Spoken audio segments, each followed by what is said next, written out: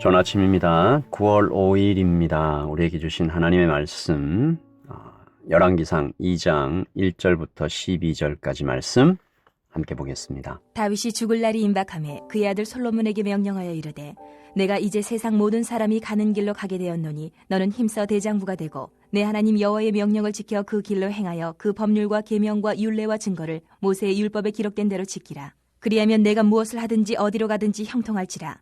여호와께서 내 일에 대하여 말씀하시기를 만일 내 자손들이 그들의 길을 삼가 마음을 다하고 성품을 다하여 진실이 내 앞에서 행하면 이스라엘 왕위에 오를 사람이 내게서 끊어지지 아니하리라 하신 말씀을 확실히 이루게 하시니라.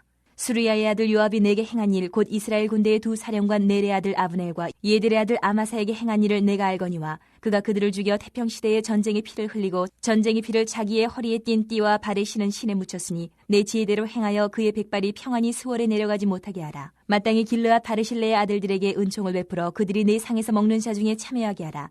내가 내 형 압살롬의 낯을 피하여 도망할 때에 그들이 내게 나왔느니라. 바울인 베냐민 사람 게라의 아들 시므이가 너와 함께 있나니 그는 내가 마하나임으로 갈 때에 악독한 말로 나를 저주하였느니라.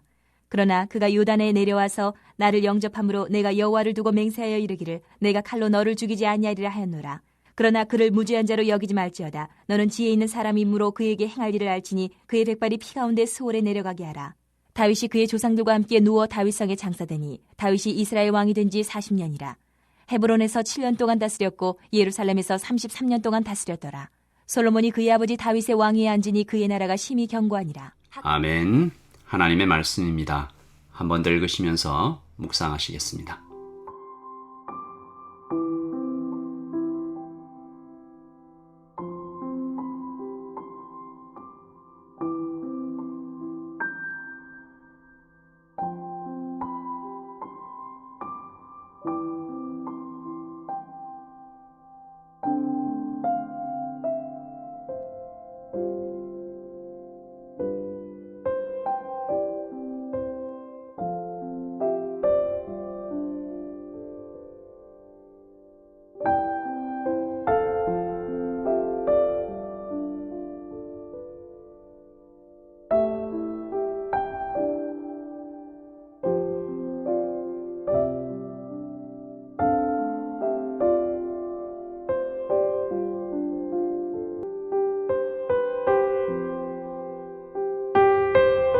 오늘 말씀 1절에 다윗이 죽을 날이 임박하매 이렇게 시작하죠. 다윗의 유언입니다.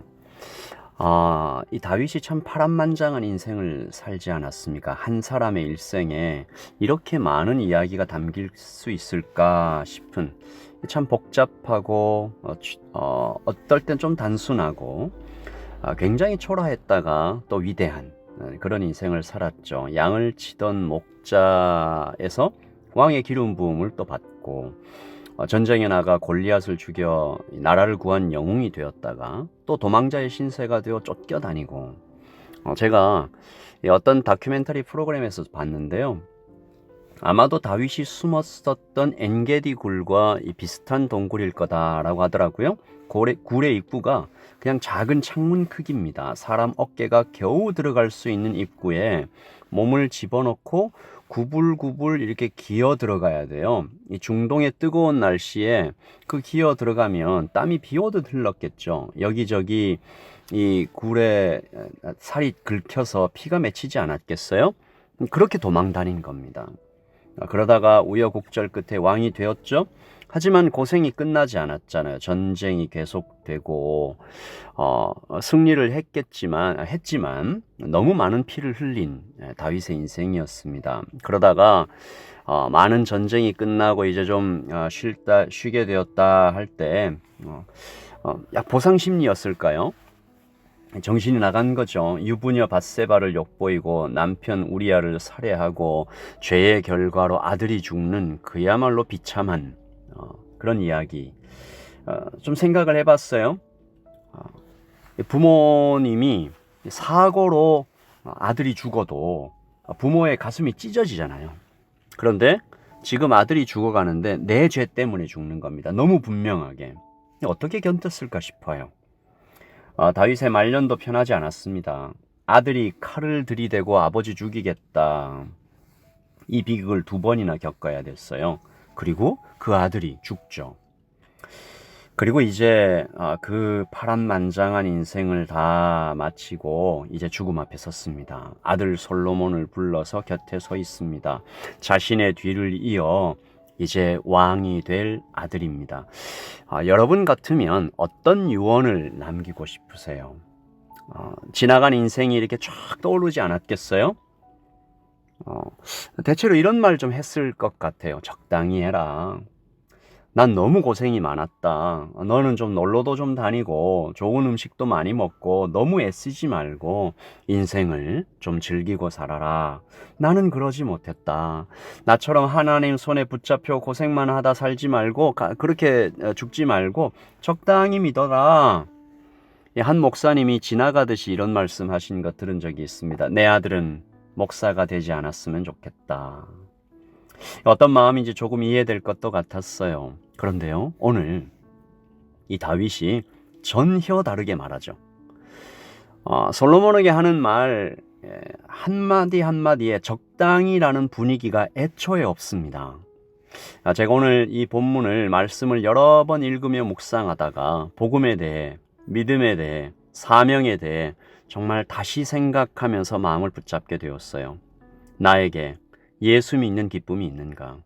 구원의 감격이 있는가? 복음에 정말 넘치는 그런 사랑, 감격이 있는가 생각해봐요. 다윗에겐 있었습니다. 그의 유언을 읽어봅니다. 2절이죠. 내가 이제 세상 모든 사람이 가는 길로 가게 되었으니 너는 힘써 대장부가 되고. 나는 이제 길을 떠난다. 세상 모든 사람이 가는 길로 이제 간다. 그리고 3절요. 내 하나님 여호와의 명령을 지켜 그 길로 행하여. 솔로몬아, 너는 이제 나를 보지 말고 하나님을 바라보라. 그리고 3절 후반부 보세요. 그리하면 내가 무엇을 하든지 어디로 가든지 형통할지라.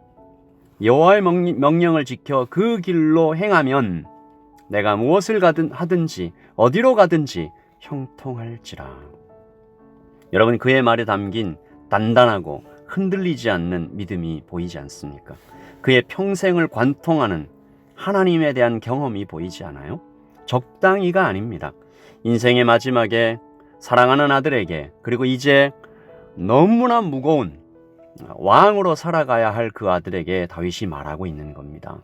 하나님 안에 있으면 형통할 것이다. 이틀 전 주일에 하나님의 날개 아래 Under His Wing, 그 하나님 날개 아래 있을 때 주시는 하나님의 안전, 세이프티에 대해서 말씀을 나누었습니다. 다윗도 그렇게 얘기하는 거죠. 무엇을 하는 것 상관없다. 어디로 가는 것, 더 많이 가지는 것, 더 높이 올라가는 것은 하나도 중요하지 않다. 인생에 있어서 가장 중요한 것은 내 하나님 여호와의 명령, 즉 말씀 안에 너가 거하고 있는가, 또 하나님의 뜻, 그 길로 행하는 것, 그것이 가장 중요하다라는 거죠. 그 안에 형통이 있다. 다윗은 이것이 하나님의 말씀을 이루는 것이다라고 굉장히 힘주어 말하고 있습니다. 4절이죠. 여호와께서 내 일에 대해 말씀하시기를 만일 내 자손들이 그들의 길을 삼가 마음을 다하고 성품을 다하여 진실이 내 앞에서 행하면 이스라엘 왕위에 오를 사람이 내게서 끊어지지 아니하리라 하신 말씀을 확실히 이루게 하시리라. 마음을 다하고 성품을 다하고 진실을 다하여 하나님을 사랑하는 것, 그 안에 모든 것이 있다. 이것은 우주적인 하나님의 약속이다. 만일 솔로몬이 또 그의 자녀들이 말씀 안에서 하나님을 사랑한다면 그 자녀들에게 가장 중요한 것으로 이것을 가르쳐 하나님의 약속을 지켜 살아가게 한다면 그들도 형통할 것이다. 오늘 우리는 한 사람의 성도가 자신의 자녀들 앞에서 해줄 수 있는 최고의 유언을 읽고 있는 것 같습니다. 우리에게 더욱 믿음 주시기를 기도하는 거죠. 마지막 순간에 아주 짧은 시간밖에 남지 않았을 때 나에게 딱 한마디만 허락된다면 나는 무엇을 자녀에게 말하기 원하나, 무엇을 알려주고 이 땅을 떠나기 원하나. 하나님을 사랑해라.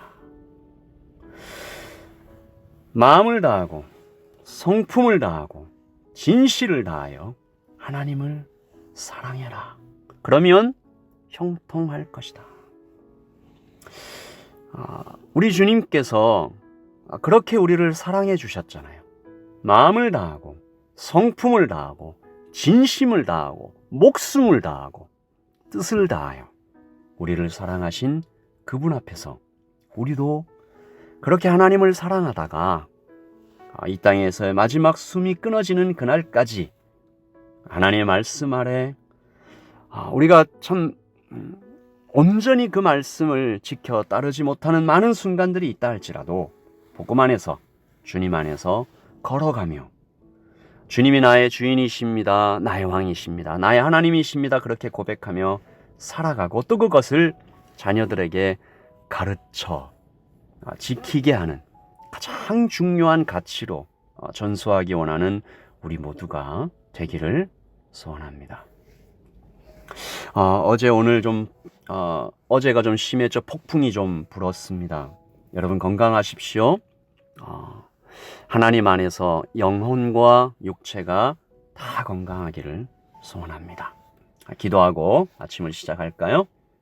하나님 아버지, 우리 인생에서 마지막 딱 한마디가 허락되었을 때 내가 정말 사랑하고 아끼는 그에게, 아들에게, 딸에게, 또 주변에 그 사랑하는 사람에게 정말 짧은 시간만 허락된다면 남기고 싶은 딱 한마디, 그 말이 하나님을 사랑하라, 그 말이 되었으면 정말 참 좋겠습니다. 주님, 오늘도 그렇게 하나님을 사랑하며 걸어가기를 원합니다.